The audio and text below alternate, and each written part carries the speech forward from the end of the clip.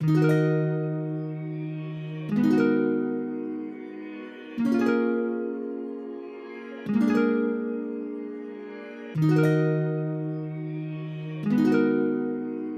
going on, people? Welcome back to Hustle Smart. Here with myself, Lex. And Shubs. And we have another special guest here.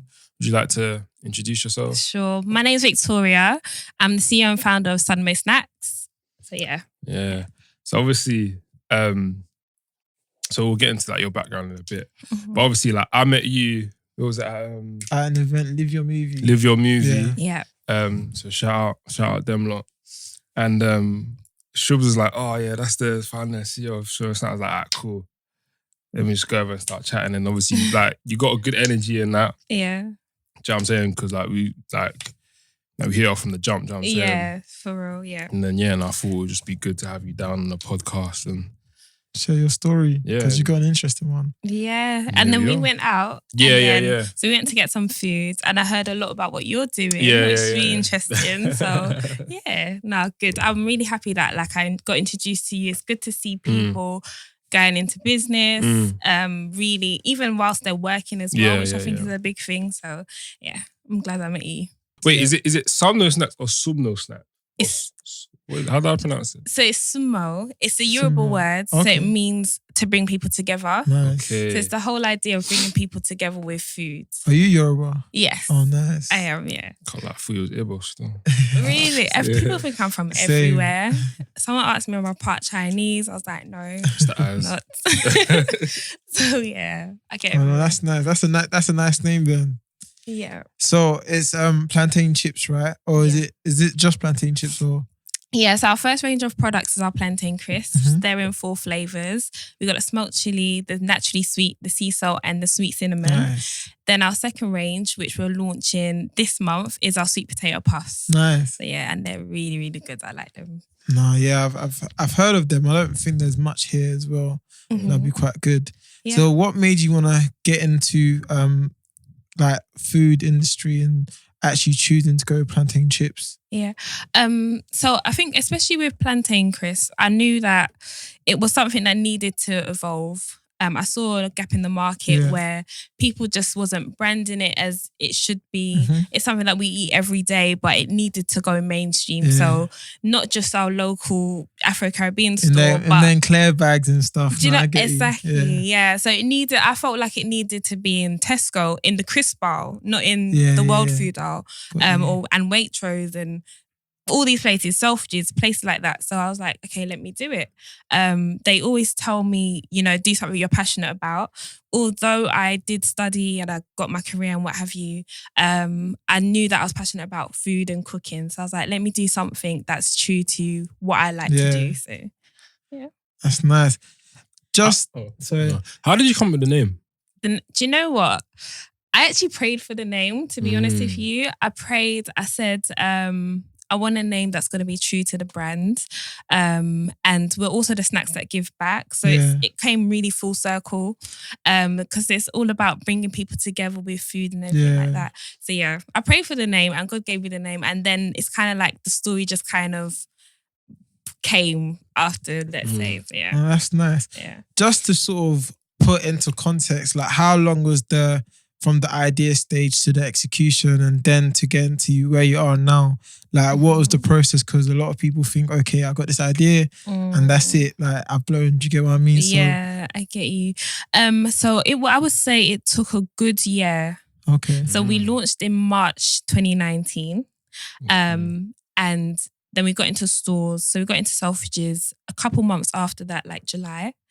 But the branding, developing the story, really planning what we're going to be about, the foundation side of things. So like the snacks that give back, that happened from like December till March. So it took a long time to do the design and everything like that. So I would say a good year. No, that's good. That's really good.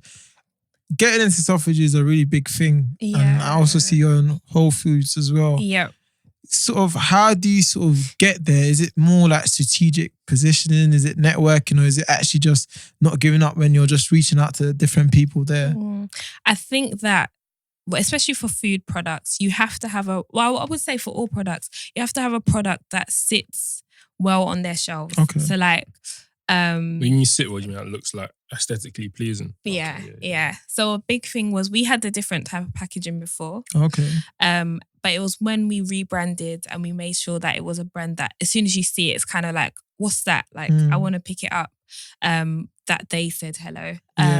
We went to a trade show, which is where Selfridges found us. Nice. For those who don't know what a trade show is, can you just briefly explain? Yeah, sure. So a trade show is a show where you have different brands and they have stores, for example, in XL London. And then you'll have buyers from large retail brand stores. So buyers for the food industry from Waitrose, Tesco, Sainsbury's, Selfridges, and they'll just come round only to the stores that they like, and speak to the owners and decide to stock them or not stock them. I like the fact you brought up trade shows because that's where I go fishing for clients as well. And like you meet so many different people. But the thing about trade shows is that not many people know about it. Like when you have a product, you just think e-commerce, online. But you also got to be putting yourself out there. And not all trade shows are free. Sometimes you got to pay like £1,000 for a stall or 3,000. But sometimes you got to put this money in your business. Do you get what I mean? You can't be afraid to spend £1,000 if you want to be a millionaire. Do you get what I mean? Trust. And you putting yourself in a trade show was sort of what put you out there with these big brands as well. So it's definitely something that similar brands or similar kind of, not just even food products, for like other kind of products as well. You should definitely look into trade shows that suit what you're doing as well. Yeah, for sure. Definitely. I mean, with Whole Foods, I think it's similar. You have to market yourself well. You could just send them your product, but when they've seen you and they feel like they've discovered you, it's a different thing. And then also at the trade shows, you've got several people on a day. So we've met with Starbucks, Costa, and we're getting into all of those brands as well at the same time. It just takes a minute, but it's a great investment to meet a lot of people at one point. I would say so. Yeah, definitely. I love that, man. It's just like dreaming big. Like when you start something like that, many people don't think I can be in Starbucks. I can be in like Tesco crisp section. Do you get what I mean? And I feel that's so good, man. Like, no, it's mad. From the time you launched to the time you got into Selfridges, like I was thinking raw. Like that's crazy. Quick, yeah. Do you know what I'm saying? It's mad quick. Like, it's just having a game plan. Like, word. It's so important being intentional, just writing down where you want to be at, what's your ideal kind of situation, and just mapping it out. So I really do like that.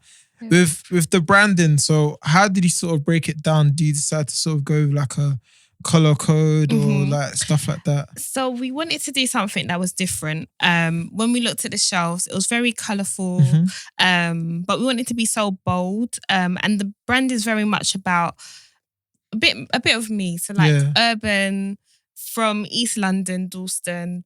Like just a vibe type of thing. So we really wanted to bring this into like, at the same time, premium into the stores, and that be the way that we market our products to our target market. So we just was like, we told them we want it to be like Stormzy, like a bit of East London, and this is what they came up with. But we specifically told them black with a pop of colour. So, Oh, sounds good. So do all your crisps have the black packaging? Might as well show the people. Yeah. So what's this? This is the smoked chili. Smoked flavour. chili. So for those can't see. Is there a different flavour? Let me see. I think these are all smoked chili. So do all of the packaging, all of it's black, yeah? Yeah. And in terms of the flavour, does the different flavour determine the colour this is in, yeah? Yeah. That's pretty so cool. our sea salt flavour is blue. Yeah. The naturally sweet is yellow, and the sweet cinnamon is like an orange colour. Yeah. Okay. So how do you come up with the flavours, and like what's the process of, okay, you come up with a flavour idea, how do you trial that? Do you taste it or do you cook it yourself? And like what's the process like? I would say that is quite a long process. We came up with a number of flavours, so like garlic flavour, barbecue flavour and things like that. We're also 100% natural ingredient, vegan and gluten-free. So that's really good. we had to make sure that all ingredients that we use are really natural. And it's literally trial and error. So testing it out with people, do they like the taste? With our sweet potato puff range as well, that took a good year to develop. So it takes a minute. So when you trial it with people, do you have like, I'm not sure, like a focus group? Do you have like a focus group? You actually go out and on the stall and stuff? Or? Yep. So we've had focus groups. We've also had like recipe days where we'll make it and then just like give it to people and be like, do you like this flavour? Do you like that flavour? But focus groups have been really good. That helped us with the name, for example. So plantain chips are typically called plantain chips. Was like, okay, do you like chips or do you like crisps? Okay, do you know what I mean? So it was a lot of asking questions and just seeing what people's take on it are, what price they're willing to pay and stuff like that. That's good, because like you have to do a lot of market research, because the product is not for you, it's for consumers, and you have to find out what consumers want. And that's by you doing a market research. Like a lot of people do start things and just doing like, okay, I would buy this, but you gotta take yourself out of that kind of perspective and see that would anyone else other than me buy this? So that's really good, validating your ideas and stuff. Yeah, that's something I've kind of grown to learn in like the past couple of months. To be honest, like when you are creating a product, or even when you're like getting into like management or something, like you're doing things not for you, you're doing it for the people, for the fans and all that stuff. People are actually going to consume this. So you can't be prideful and be like, oh yeah, I would do this, I would do that. You've got to always remind yourself it's not about you. You know what I'm saying? For sure. And you need to like know what the industry likes as well. So vegan is a big thing right now. So we had to advertise to the vegan audience. And then with our sweet potato puffs range, puffed products are huge right now as well. What's puff? Like, is it just when it's like baked and it's like... Yeah. Okay. So it's baked essentially, but what we call it is extruded snacks. So it's like they take the sweet potato and then they kind of put it through an extrusion machine. Okay. So it's not fried or anything like that. So it's a lot healthier for you. Have to like know what the industry likes and what the trends are as well. That's a big deal. No, that's good. That's mad. So what has been your biggest obstacle so far? Like from like starting out to where you are now? Okay. So there's been a number of things I would say. I think funding was a big one to begin with. So we had to raise a lot of money to start with. It wasn't a huge obstacle, but it's just one thing that we had to do. Then I would say just getting the right team players. Getting so the right important. team players. It's a huge important. So there's so many moving parts in the company, so like website, marketing, events, who's going to turn up and all of these things. And it's just having the right people there to sell the products. We've got an amazing salesperson. So when we're talking to like Starbucks and Selfridges and all these places, they are, really selling to them. So having the right people there is so important. Those are two very good points to raise, because those are very big obstacles everyone faces. So firstly, how did you sort of go about getting over the funding issue? Did you go through like crowdsourcing ways or just through family and friends? So I actually spoke with people who was in my work. So I used to work in finance. So I was quite fortunate because 2 investors in the company, they was like, we're going to invest in you straight from the jump. You were resourceful, not fortunate. You used what you had around you. For real, and a lot of people like they wouldn't. A lot of people, the average person wouldn't think, right, you know what? Let me just ask people in my work. No, it's true. And I understand, because obviously, especially in finance, it's like there's compliance, and you kind of have to state that you've got a company. And I experienced both, where it's like, okay, I'm telling people about this, and they're like, oh my gosh, I want to be part. And then I'm telling other people, they're like, wait, hold on, are you allowed to do that? So you have to kind of gauge it. You have to gauge it with certain people. So I got the investors from where I was working, and they've been amazing. Like they've been funding it. Like when we needed a second round of investment, they funded it. So it's been really good. And now we're looking into crowdfunding. So nice. So you see, the step before you went to get investment. Yeah, did you have to prove it works first, or did you have to put your own money into it first? Yeah. Because what I've noticed that like that's not a lot of people. They don't do that first. Skin in the game. Yeah, like Skin in the game. they're so apprehensive to put like their money up front. You know what I'm saying? Like I would say my life before investors was Sunmo. Like I would put all my money into events. We did Spitalfields Market. Everyone around me knew this is what I did. Yeah. Friends and family had to volunteer pretty much. So was this when you was doing it? Was this before full time or when you was doing it full time? Before full time. Okay.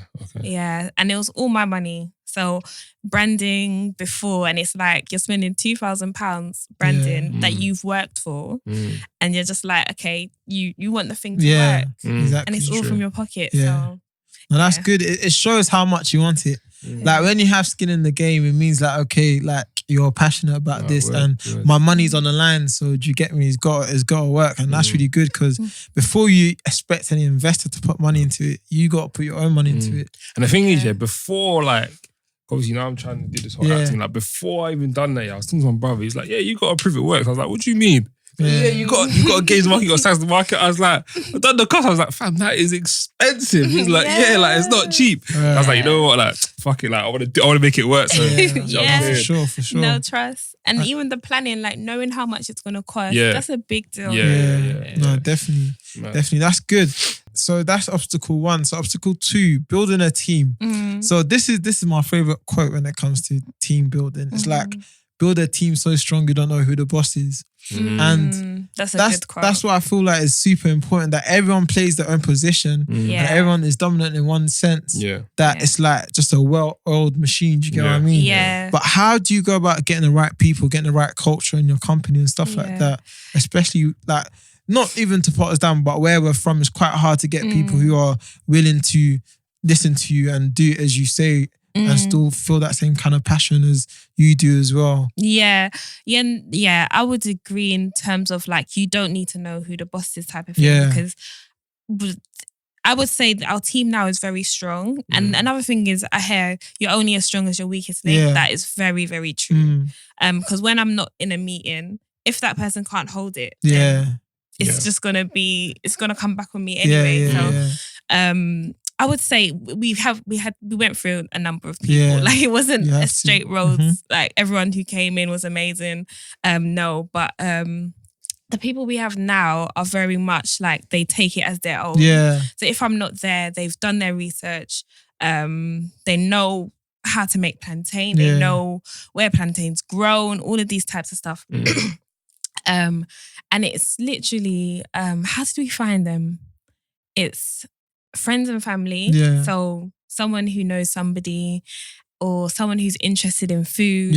I get a lot of people DMing me or what have you about they want to be part of the company, but I'm very much like, I'm very much like, okay, send me your CV. You have to be professional about it from the beginning. You have to. Even if I've known you for a number of years, I need to know that you're going to come and you've got that professional mindset. You can't get too familiar. So it's not just, oh yeah, sure, come, you've got the job. You're going to have to show me your credentials. Definitely.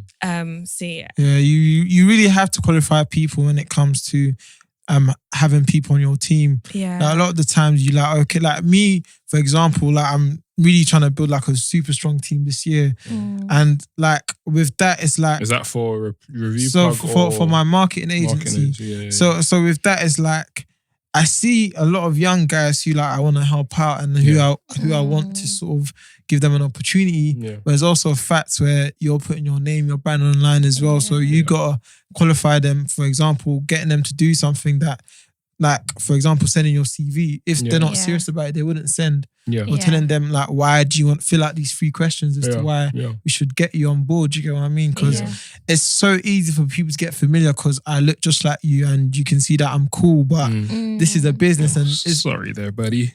no, I mean like I'm approachable. Do you get what I mean? Like you can like I can totally relate to you. But it's like when it's like you're going to another workplace, you wouldn't handle it like that. Yeah. So that's why you got to make sure you set those boundaries clear, just so you have that strong team where no one's taking it as a joke or seeing it as a side project. You get what I mean? Yeah.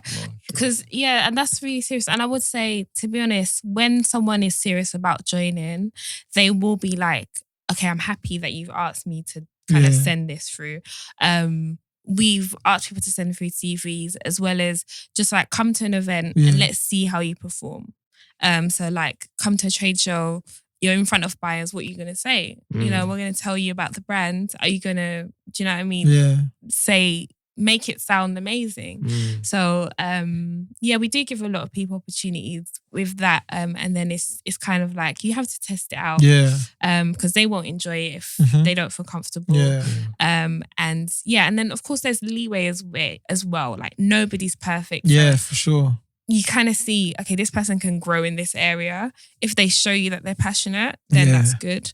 It's a good start, and then we can like work with you and develop from there. So. Yeah, I think I'm also coming to an understanding of that also everyone's different and everyone's got their own strengths. So for example, I'm super quick on my phone. Like communication is so important to me. So like if I'm sending you a message, I won't reply quite fast. But some people deal with things differently. So like they could like, and you just have to have that level of understanding as well. For example, if you're sort of like the leader that like, they reply to you like an hour or 3 hours later, but they've also got things going on in their life. Do you get what I mean? Like, even though like as a leader, you're so consumed in it, you got to understand that people are doing other stuff or they're going through stuff as well. So it's also having that level of understanding. Kind of one thing I've noticed, that not a lot, like when people are kind of, they want to start a business or even in work, like they want to be the best at everything. They don't actually play to their strengths. And something that I've definitely learned in the last couple of months towards the back end of the end of the year, like you have to play to your strengths. And there's one book I read, it's called Knowing Oneself by Simon F. Drucker.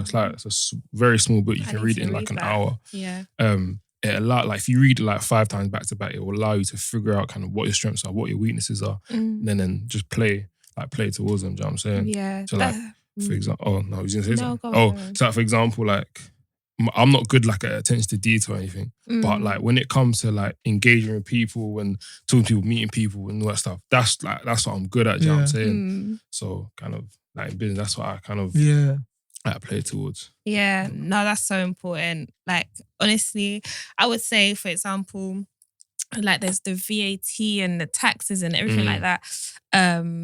Delegating what it is that you don't want to do, or you know, you can use your time to do something more important. It's so important. It's important. This is one thing. Done quickly. One thing I learned as well, like very recently, like someone said, like when it comes to delegation, is like you should have like an aspirational hourly rate, and if what you're doing is not worth that amount, then you should delegate it to someone else. Do you get what I mean? And it's like, just got me thinking like, okay, cool. If my aspirational hourly rate is say about £200 and like someone asks me to do like admin work, I'm like, this is not worth £200 to me. Do you get what I mean? So I'll delegate it to someone else. I got a question for you. How would you then like bring that mentality and that attitude into the workplace? It's hard because in your workplace you're getting paid to do stuff, but you should also know what you're getting paid to do. So for example, if I'm getting paid, not even in a cocky way, because this is my first idea that came, if I'm getting paid to, for example, be like help clients make more money, I'm not gonna be doing stuff like cleaning the office floor. Of course, you want to keep your space clean, but I mean, like, you wouldn't be. Do you get what I'm saying? So you got to be quite picky on what you spend your time doing. If my role is to make sure that I'm helping clients get money, what I'll focus on doing is the client meetings, the reporting, and all that kind of stuff. Whereas I won't be doing stuff like, like going out to the shops. Do you get what I mean? You got to be quite clear on what it is. That's not such a clear example, but I'm sure you can catch my drift. You just focus on what you're being paid to do. And of course, it's always good to do more, but you also got to be quite like aware of what you're spending most of your time on. No, for sure. And I think in the workplace as well, it's difficult because you kind of want to build that rapport. But at the same time, I think when you're in work, to be honest with you, you need to think about what is developing you as a person. You're working for a boss, but the best way that you can work for them is for you to improve your strengths. Yeah, So definitely. when it comes to like making cups of teas and stuff, Yeah. be like, well, it's not that you're being cocky, but it's not really developing you, is it? It's to make a cup of tea. If it's going for coffees, that's different. But I would agree with that. Like, you definitely need to like. I got a question. I'm not sure if you mentioned this, but how did you balance this and working before kind of this became your full-time job? Oh, early mornings, very, very early mornings. So what times would you be waking up? Like 5. Like I would shadow the traders at like 7.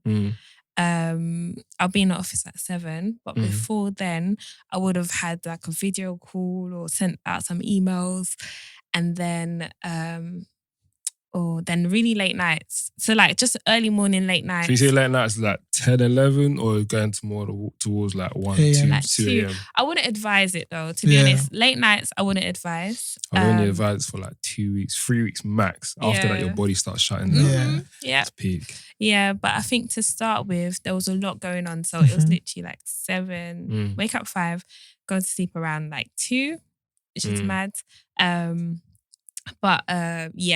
And then lunch breaks on my laptop. Not socializing as much at work. Any moment I could get basically on my laptop, making calls, everything like that. Did you ever, like, I know you said when you was getting investment, you would kind of speak to people about your business and stuff, but did you ever kind of speak to work colleagues who you weren't trying to get investment from, like about this idea? No, not really. No. Because it would just stir up too much questions. Yeah, makes sense. So the 2 people who invested, it was more of a, personal. except for my, like, do you know, you maybe have one colleague who's kind of like your friend. More personal. So I'll talk to her about it. But the 2 investors, it was very much, can I speak to you? Because there was quite senior members of staff. Can I speak to you on a mentorship level? And I didn't actually go into it thinking I want them to invest. And they just kind of, both of them actually asked me, okay, what do you do outside of work? And I was like, okay, I do this thing. Both cases, it wasn't very much like I do this and I was selling it. I was like, oh yeah, I've got this business that I'm running. They're like, really? Like, that was very interested. And then from there, like, my second investor, she was like, I'm going to invest in you. I was like, okay. Thanks. My first one was kind of like, okay, so what do you need? Type of thing. But everyone else, I didn't be like, I've got this company and stuff like that. No, that's really good, because like I can't remember if you said it before, but when people think of networking, they think it's just like, hitting people up on LinkedIn or going to events and collecting like cards and stuff. But networking is also building relationships with people who you're around. For example, your work colleague, you're building a relationship with them. Networking isn't just you. It's literally just expanding your existing network. Exactly. Yeah. Like, and that's exactly what it is. And like, people think, I must network with this person and I must sell myself. You don't have to sell it, like, just be real. And build a relationship. And you're not, you can't just go and ask him for something. Like, you didn't just say, okay, this is what I want. You just told them and you just built a relationship and they saw something in you, and that's usually what it is. So that's really good. You personally, are you kind of like an outspoken person or more of an introvert?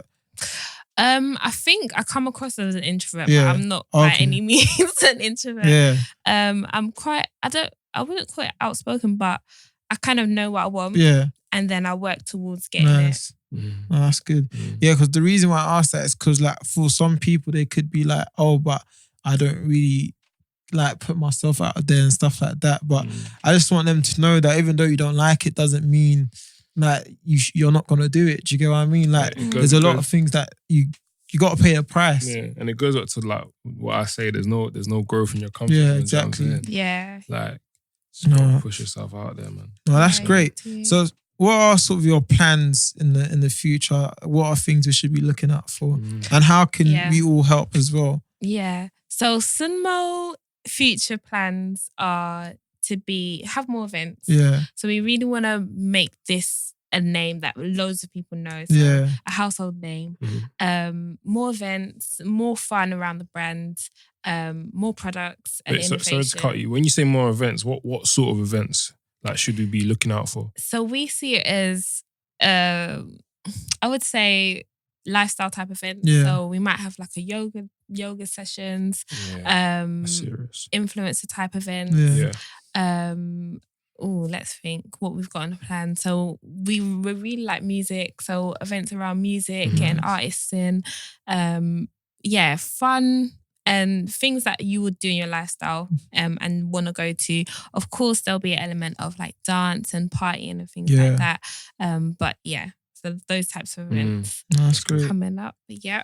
And getting into more stores. So that's what we've got planned. And you guys can get involved by coming to events that we hold, of course. We'll be sending out packages to you guys as well so that you guys can eat our snacks. Oh, that's great. You can buy them as well. And like you can follow us on social. Yeah. So we're Sunmo Snacks on Instagram, Facebook, Twitter. Follow the journey. Really. I love it. I'm looking forward to it, man. Like you're already in such a great place, and it's the start of the year as well. So really excited to see what comes from it as well. Yes. Are you like work? So though Sunmo Snacks is like your full-time job now. Yeah. Do you have anything else that you do on the side, or is it just fully just? Yeah. So I'm apart from the studying. Okay, apart from studying. So I actually really like coding. So I do nice. that. Nice. Yeah. So with Summa, I did a lot of the design work. So any opportunity to like just explore like coding, design work. I'm actually renovating my flat right now. Okay.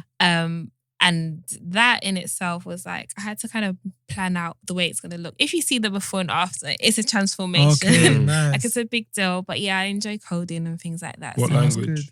Well, I've done Java.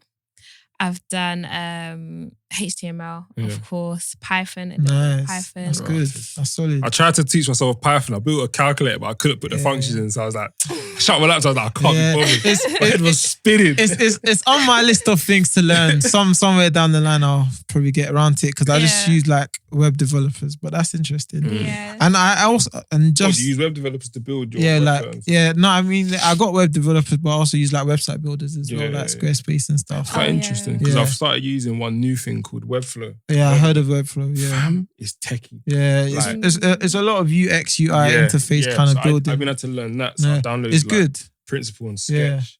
And like it builds your value, bro. So it's definitely good. I showed my brother. I got my laptop in, so I'll show you after. Yeah. Show my brother. He's like, "Bro, like, I'm gonna have to get you to make mine and that." You know what I'm saying? That's lit. No, that's good. And also, lastly, I didn't know that you had made the jump. How did you go about making the jump from like employed to now being your own boss? Like, how was that journey? That was a big deal. Yeah, I think Summa had to pay me. Yeah, so 100%. Yeah, 100%. So it's not easy because you've got bills to pay. Yeah, at the end for of sure. The day. It was always something, but the thing is, I enjoy finance, so it wasn't something that I was like, oh my gosh, I don't want to work this job.